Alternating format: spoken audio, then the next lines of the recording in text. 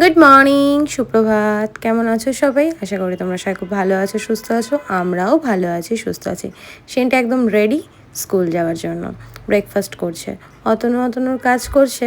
সিনটির ব্যাগের সব কিছু গুছিয়ে দিচ্ছে আর দিদিকে রান্নাঘরে কাজ করছে। আর আমি আমার ঘরের কি পরিস্থিতি সেটাই একটু ঘুরে ঘুরে দেখছি। গোপুসোনা এখনও ঘুমোচ্ছে, ওকে ঘুম থেকে তুলবো। আর অতনু এই যে সিনটির ব্যাগ থেকে নিয়ে আসলো ওর স্কুলের যে ওয়ার্কশিটগুলো দেয় সেগুলোই চেক করছিল। তারপর বললো তুমি এগুলো যত্ন করে রেখে দাও, ম্যাম আসলে দেবে। ম্যাম এগুলো দেখলে আরও ভালোভাবে ওকে প্রিপেয়ার করতে পারবে। তো এই ওয়ার্কশিটগুলোই হচ্ছে মেইন। ওদের স্কুলে সব বই খাতা সব জমা রেখে দেয়, বই খাতা কিছুই থাকে না, শুধু এই ওয়ার্কশিটের উপর ভিত্তি করে ম্যাম পড়ায়। তো এগুলো ভীষণ ইম্পর্ট্যান্ট, একটা হারিয়ে গেলে পরে খুব প্রবলেম হয়ে যাবে। আর এই দেখো আমার শিনু রেডি হচ্ছে, নিজেরটা নিজেই করে নেয়। সেরকমভাবে এখন আর ওর পিছনে খাটতে হয় না, নিজেরটা নিজেই করে নেয়। রেডি হওয়া, শুধু চুলটা বাঁধতে পারে না, ওটা বেঁধে দিতে হয়, খাবার করে দিতে হয়। গোপুসোনাকে ঘুম থেকে তুলে খাবার দিয়ে তারপর ও চলে গেল। আমিও আসলাম বাগানে। আর অতনু দেখো ভিডিও করে দিয়েছে, আর কি সুন্দর ফুলগুলো ফুটেছে। জবা ফুলের রঙটা কি মিষ্টি না। আর এদিকে দেখো অতনু এসে ঘুমিয়ে পড়েছে। আমি আমার ঘরের যে কাজ ছিল সেগুলো সেরে নিজে ফ্রেশ হয়ে নিয়েছি। ফ্রেশ হওয়ার পর মিস্ট হচ্ছে মাস্ট, আমাকে এটা দিতেই হবে। এই ফেস মিস্টটা ছাড়া আমি চলতেই পারবো না, এরকম একটা ব্যাপার। দিনের মধ্যে যে কতবার এসে জল দিয়ে মুখ ধুয়ে তারপর এটা স্প্রে করি, আর এত ঠান্ডা একটা ফিল হয় না, কি বলবো। এবার আমার মেন কাজ অতনুকে ঘুম থেকে তোলা। এটা একটা বড় যুদ্ধ, সিনটির পিছনেও মানে আমাকে এতটা স্ট্রাগল করতে হয় না। ওর আজকে একটা ইম্পর্ট্যান্ট কাজ আছে, ও বেরোবে। তাই দেখো গরম গরম ভাত, ঘি, মাছ ভাজা আর পটল ভাজা দিয়ে দিলাম ওর ব্রেকফাস্ট। খুব একটা ভাতও সকালে খেতে চায় না, তবুও জোর করেই দিলাম বলতে পারো, কারণ কখন ফিরবে তার কোনো ঠিক নেই। তাই বললাম ভাতটা খেয়েই যাও। আর এখানে দেখো জামা কাপড় ভাগ করা চলছে, কোনটা মালা দিয়ে কাচবে আর কোনটা ওয়াশিং মেশিনে দেবো, এইসবই করছিলাম। তারপর ওকে অনেক বলে কয়ে ভাত খাবে না করেও খাওয়ালাম।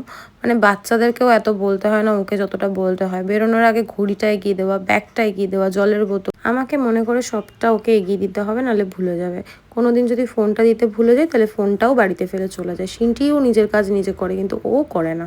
কি আর বলবো, ঠাকুর প্রণাম করে ও তো বেরিয়ে গেল। তারপর দেখো কাজ করতে করতে অনেকটা বেলা হয়ে গেছে। আমি তো ঘেমে নিয়ে স্নান করে গেছি, মালাদির এখনও আসার নাম নেই। আর এদিকে গোপুসোনাকেও স্নান করিয়ে দিয়েছি, সুন্দর করে সাজুগুজু করিয়ে দিয়েছি। এখন আমার ফ্রি সময়, এখন আর সেরকম কোনো কাজ নেই। মালাদি আসার পর তারপর আবার কাজকর্ম।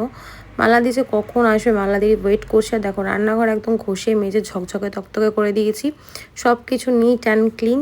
আমি এবার শুধু একটু স্নান টান করে ফ্রেশ হতে পারলেই বাঁচি, কিন্তু মালাদি যতক্ষণ না আসে হচ্ছে না। ফোন করলে ফোন ধরবে না, কি আর বলবো।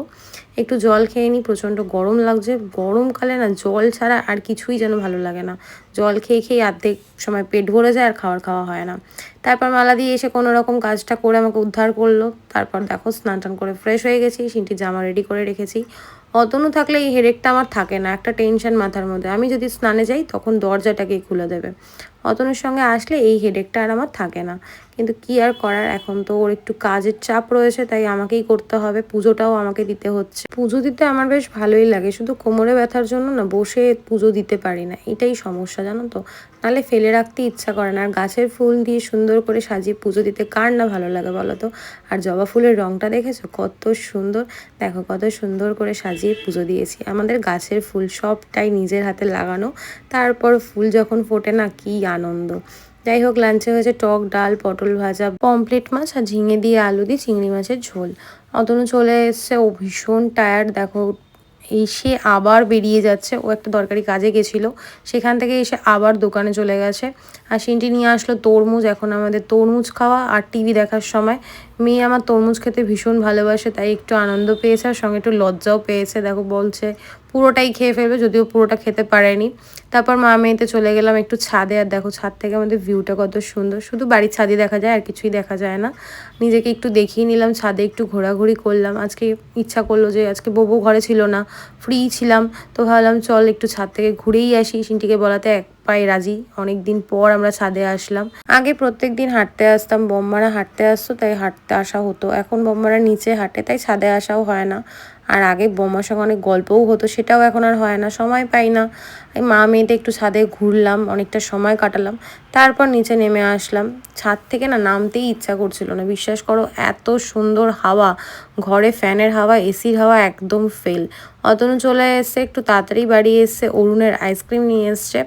আমার খুব একটা ভালো লাগে না, সিনটির জন্য নিয়ে এসছে। আমি বলেছিলাম আমার জন্য একটা কোল্ড ড্রিঙ্কস আনতে, নিয়ে এসছে একটা মিরিন্ডা। যাই হোক, আমার কথাটা ভোলেনি, এটাই আমার কপাল ভালো। ভালো লাগে না বলেও তাও একটা আইসক্রিম টেস্ট করেই নিলাম, বেশ ভালোই, খারাপ লাগলো না। তারপর বসে পড়লো অতনুর কাজে, এটাই হচ্ছে ওর এখন ইম্পর্ট্যান্ট কাজ। সিনটিও দেখো বসে পড়েছে ওর ইম্পর্ট্যান্ট কাজ নিয়ে। আমাদের সবার ডিনার কমপ্লিট, অনেকটা রাতও হয়ে গেছে, এখন শুয়ে পড়বো, স্কিন কেয়ার করবো। দেখো বাবা আর মেয়ে দুজনের ব্যাগ সুন্দর করে গুছিয়ে রাখা। অতনু আর সিনটি অলরেডি শুয়ে পড়েছে, এবার আমিও শুয়ে পড়বো। আজকের ভিডিওটা কেমন লাগলো অবশ্যই কমেন্টে জানিও। ভালো থেকো, সুস্থ থেকো, আজকের মতো টাটা।